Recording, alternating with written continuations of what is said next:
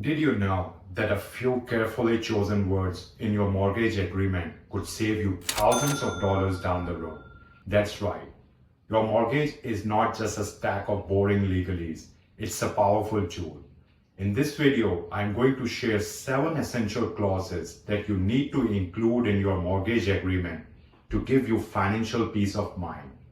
Stick around because the last one on this list is going to be the most game-changing one. Let's dive in. First up is Prepayment Penalty Waiver Clause.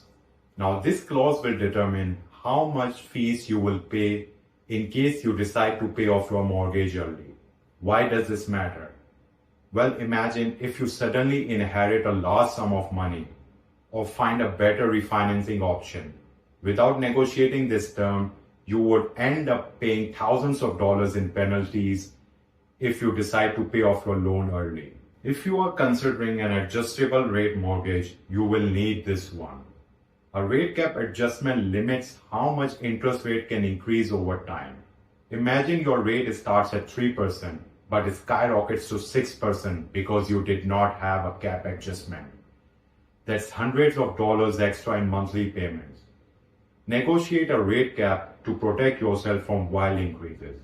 Ever heard of an escrow account? It's where lender collects money from you for property taxes and insurance. Some lenders add a cushion way more than it's necessary. Negotiate a limit on this cushion. Instead of $1,000 extra sitting in your escrow account, you can use that cash, for upgrading your kitchen or an emergency fund. In case you decide to sell off your house and the buyer wants to take over your existing low interest rate loan, this is where the loan exemption clause comes in. Imagine you locked in a sweet 3% rate, but now the market rates have increased to 6%. Your home becomes more attractive among the buyers, and they would be willing to pay more because they can assume your existing loan. It's a win-win. Forced place insurance. Now this is a sneaky one. If your insurance lapses, your lender might step in and buy a policy for you for way more than you would pay. Negotiate a clause which would require the lender to notify you first. This would give you an opportunity to shop around and avoid paying $2,000 for a policy that you would have easily bought at $800.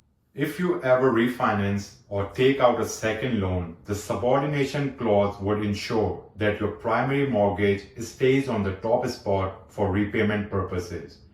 Without this clause, refinancing could trigger a high interest rate or even a denial. Now this one is the real money saver, the modification clause. This clause would help you to renegotiate terms of your mortgage under certain circumstances like financial hardship or major market change.